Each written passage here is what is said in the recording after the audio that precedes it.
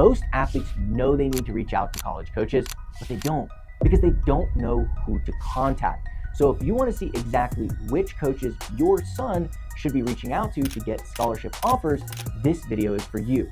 One of our coaches is going to show you how we evaluate game film to target the right divisions, whether it's Division 1, Division 2, NAI, or Division 3, how we structure highlight videos so coaches actually watch it, and what he needs to improve to reach the next division up. So you can do the same. The first thing you're going to need is a full information slide right here at the beginning. You're going to want that thing to include your name, your school, your grad year, your position, your height, your weight, your X account, as well as your email and phone number. Because college coaches will watch this highlight video and be like, man, I really like this guy. How do we get a hold of him? Well, all the information that we'll need will be right there at the beginning. And you can create one of these on Canva for free. The next thing I would change on your highlight video is some removal of plays. The first thing is music. Okay. It's a distraction to college recruiters. I wouldn't even put it on. We always put it on mute anyway as college coaches. So I would just take that off. And now, as far as removal of plays or non-highlights, you have quite a few. I won't get into every single one of them, but you have a lot of clips that already showcase your ability in your highlights, but they're not on the same level as a bunch of your other highlights. So anything that is not going to showcase your best strengths or it's going to water down your highlights, you're going to want to remove those. Just for the sake of time, I won't go through all of them, but here's a first example at the 2 minute and 34-second mark. You already have clips that already showcase your ability to move and break tackles, all those things. It's a good highlight, but it doesn't just showcase your strengths. And so going through those clips, you don't need a long 6-minute highlight. The more you can trim that down, the better, where it's just trimming it down to all of your best stuff.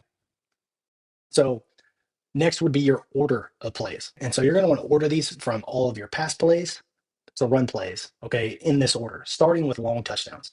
So you have to think, I got to one of your longest throws at the 3:52 mark. You have to think you have college coaches' eyes for about a minute, and then you're going to keep us watching based on how good we've seen everything up to that point.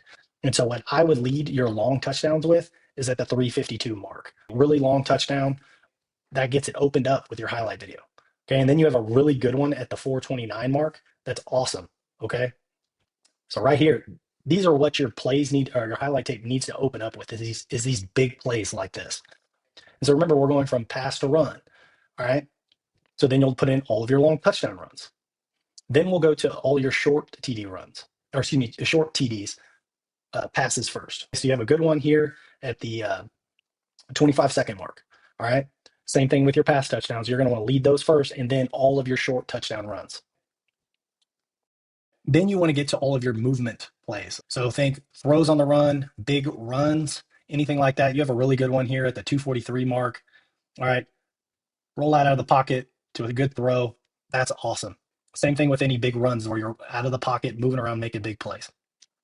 Then you want to get to all of your explosive plays. Okay, so think anything 15 to 20 plus. That can be pass or run. So you have a really good one here at the 3-minute and 30-second mark. Little flea flicker here. Really good throw. All right, big gain. All right, so think it's your best stuff, your most explosive stuff. And then you have a really good run here at the 1-minute mark.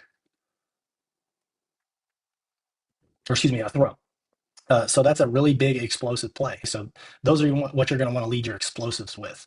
Okay, and then all of your remaining offensive highlights. Okay, so think any routine runs, routine throws that are still worthy of being on your highlights. Okay, this shows your ability to move, all that kind of stuff. Then you have a really good one here at the 40-second mark. Really good throw. Put in your remaining highlights. Overall, this is going to provide a more dynamic highlight for college coaches when they're watching it. All right, so your projections and why we chose these divisions. I currently grade you at an NAI to D2 level, and you should already be pulling in offers from these divisions, if not have huge interest from these levels. And there's also a clear potential for an FCS D1 interest, in my opinion. If you continue to refine your game, I think the projection is based on, or at least the criteria that we evaluate in is going to be your graduation year, right? Your size, your arm strength, and your accuracy. So my suggestions, how do we improve your game? How do you level up to get to the levels that you want? First being arm strength. Focus on building velocity and consistency in your throws. You can, so much of your throwing is through core strength, okay? So really developing your fast twitch muscles, hang clean, hang snatch, power clean, squat, all those things, because you're going to throw with your legs first, okay? And that's going to give you the ability to throw with your lower half. All right, next is accuracy, especially with ball placement under pressure and in tight windows. You have to be able to throw it accurately at the next level. That's what college coaches are looking for. Third is your footwork. This is probably the biggest one that you're going to need to be give a lot of focus to.